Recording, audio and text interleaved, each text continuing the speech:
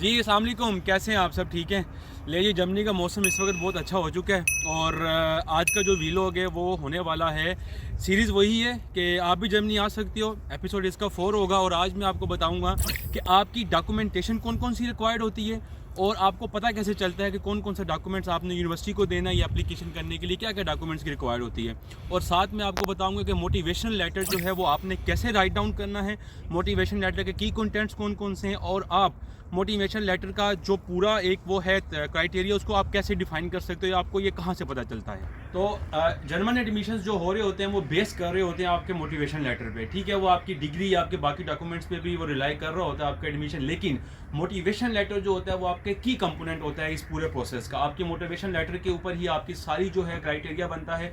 कई यूनिवर्सिटी जो है वो आपके मोटिवेशन लेटर की प्रॉपर जो उसकी मार्किंग भी होती है कि आपको इतने मार्क्स इसमें अचीव करने और ये चीज़ें जो है वो आपने डिफाइन करनी है। तो हर यूनिवर्सिटी का एक अपना क्राइटेरिया है मोटिवेशन लेटर का। मैं आपको एक जनरल क्राइटेरिया इसके ऊपर बताऊंगा कि मोटिवेशन लेटर को आपने कैसे लेके चलना है और आपका ये कितने वर्ड्स पे होना चाहिए, कितने जो आपने इसके कितने पैराग्राफ्स होने चाहिए और आपने इसको कैसे जो है वो राइट डाउन करना है। मोटिवेशन लेटर को आपने तकरीबन 4 से 5 जो है वो पोर्शंस में डिवाइड करना होता है, और मोटिवेशन लेटर की रिक्वायरमेंट क्या है वो आपको यूनिवर्सिटी की वेबसाइट पे मिल जाती है।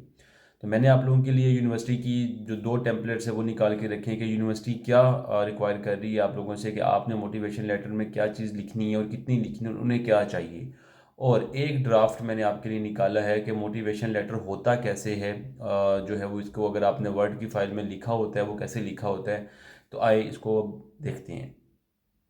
ये देखें, ये मैंने आपके लिए एक यूनिवर्सिटी की वेबसाइट ओपन की है और इसके अंदर उन्होंने यहाँ पर एक बताया हुआ है कि ये मोटिवेशन लेटर के ऊपर a 1 page letter in English that outlines the applicant's motivation to study in the program, personal experience and expectation relevant to their future studies, as well as the long-term career goal that derive their application for a transitionary master programme. तो यहाँ पर उन्होंने आपको बता दी है कि आपने motivation letter के अंदर क्या क्या लिखना है और कैसे लिखना है, और ये 1 पेज का हो, ज़रूरी नहीं है। वैसे ये लिखा हुआ 1 पेजर, अगर आप थोड़ा सा ऊपर भी कर लें तो कोई इशू नहीं है।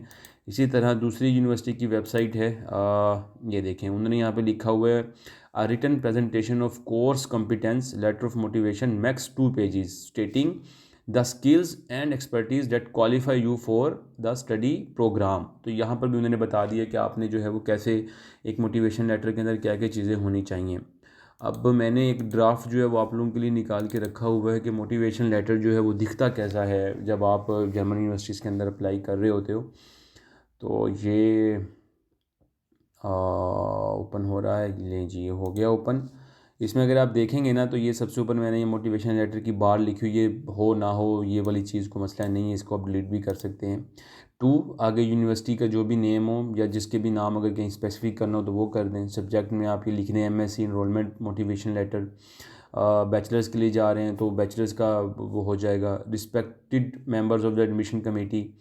उसके बाद मैंने यहाँ पर थोड़ा सा बताया है कि ये इस पैराग्राफ में कि मैं आपके जो प्रोग्राम है उसमें इंटरेस्टेड हूँ और मेरा जो है वो मैं इस यूनिवर्सिटी में, यहाँ पर यूनिवर्सिटी का नाम आ जाएगा। आगे मैंने लिखा है after carefully reviewing and considering the MSc admission criteria I believe I am an apt candidate for the same. I am driven by my unwavering passion for the research and deep state commitment to expand the frontier of the knowledge in my chosen field. My education journey, research experience, and personal aspiration had led me to the crucial point, and I'm wholeheartedly prepared to embark on the challenging yet rewarding pursuit of a आगे जो भी आपके degree name हो जिसमें आप करने जा रहे हैं। इस पैराग्राफ के अंदर आपने अपना एक्सपीरियंस के बारे में बताना है, कि आप अभी करंटली क्या कर रहे हैं। यहाँ पर आपने अपना करंट एक्सपीरियंस जो बताना है वो बताना है। नेक्स्ट पैराग्राफ के अंदर आपने ये चीज़ बतानी है कि आप अब जिस फील्ड के अंदर जा रहे हो उसका कंटेक्स्ट या उसका जो लिंक है वो आपकी डिग्री के साथ या आपके एक्सपीरियंस के साथ कैसे बन रहा है। ठीक है, अगला पैराग्राफ जो है वो आपका ये होना चाहिए। नेक्स्ट यहाँ पर जो है वो आपने अपने बारे में बताना है कि अब आपके पास फ्यूचर के लिए क्या चीज़ें हैं, कि आपके पास ये स्किल्स हैं और आप ये करते आ रहे हैं। उसके बाद आपने अब बताना है कि आपका एमएस की तरफ एडमिशन जो आपने एमफिल करना चाह रहे हो, आपका क्यों इसकी तरफ जो है वो आपका ध्यान हुआ है या आपने क्यों ये चीज़ सोची है। नेक्स्ट पैराग्राफ के अंदर आपने इस तरह इसको लिंक करना है। और उसके बाद जो है वो आपने फिर उसके बाद अपनी जो अब डिग्री अब आप करने जा रहे हो उसके बारे में आपने सारी इन्फॉर्मेशन देनी है कि उस डिग्री करने से अब आपका फ्यूचर गोल कैसे सेट होगा, ठीक है।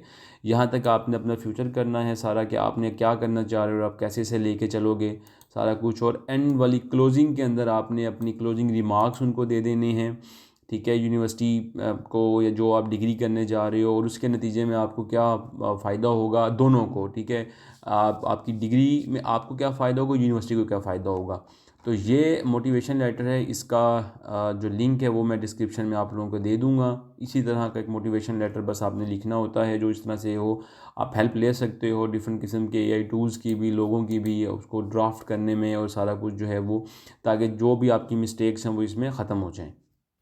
अब मैंने आपको इस वीडियो में ये बता दिया है कि आपने मोटिवेशन लेटर को कैसे लिखना है और मोटिवेशन लेटर के बारे में इंफॉर्मेशन आप कहाँ से जाके ले सकते हैं। वो आप यूनिवर्सिटी की वेबसाइट पे आप जाके आप जो है वो वहाँ से आप डाटा कलेक्ट कर सकते हैं कि मोटिवेशन लेटर के अंदर क्या चीज़ कैसे आनी है। तो इधर आप अगर आप देखेंगे तो मैंने ये पूरा लिस्ट जो है वो डाल दी है कि जब आपने अप्लाई करना है यूनिवर्सिटी के अंदर तो आपकी क्या क्या डॉक्यूमेंट्स जो हैं वो आपके रेडी होने चाहिए। आप भी जर्मनी आ सकते हो कि सीरीज़ में अभी तक मैंने आपको ये बताया है कि आपने यूनिवर्सिटीज़ की सिलेक्शन कैसे करनी है, नंबर 1। नंबर 2 मैंने आपको बताया कि आपने कोर्स की सिलेक्शन कैसे करनी है। नंबर 3 कि आपका एप्लीकेशन प्रोसेस क्या होगा, आपने कैसे अप्लाई करना है यूनिवर्सिटीज़ के अंदर। नंबर 4 मैंने आपको ये बताया है कि आपने यूनिवर्सिटीज़ के लिए क्या क्या डॉक्यूमेंट्स जो है वो आपने रेडी करने हैं। जब इन सब डॉक्यूमेंट्स को आपने रेडी कर लेना है तो उसके बाद आपने यूनिवर्सिटी के पोर्टल पर जाना है, उन्हें अपलोड कर देना और फिर बस बारी का इंतज़ार करना है कि आपको ईमेल आती है ये क्या आता है। अच्छा, अब जो मैं आपको नेक्स्ट वीडियो में आपको बताना चाहूँगा वो मैं आपको ये बताना चाहूँगा कि आपने जो टोटल एक्सपेंस करना है इस पूरे प्रोसेस के लिए वो आपका कितना खर्च आ सकता है। एक एक स्टेप पे आपके क्या क्या अमाउंट लग रही है, वो बेशक आपकी अमाउंट 500 रुपीज़ हैं जितने भी आपके वो लग रहे हैं, वो मैं आपको अब इसका ब्रेकडाउन बताऊंगा ताकि आपको आसानी हो सके कि कितना टोटल जो है वो आपका खर्च जो या जो आपका एक्सपेंस है वो कितना टोटल आएगा इस पूरे प्रोसेस में। तो बने रहे मेरे साथ। टिल देन, अल्लाह हाफिज़।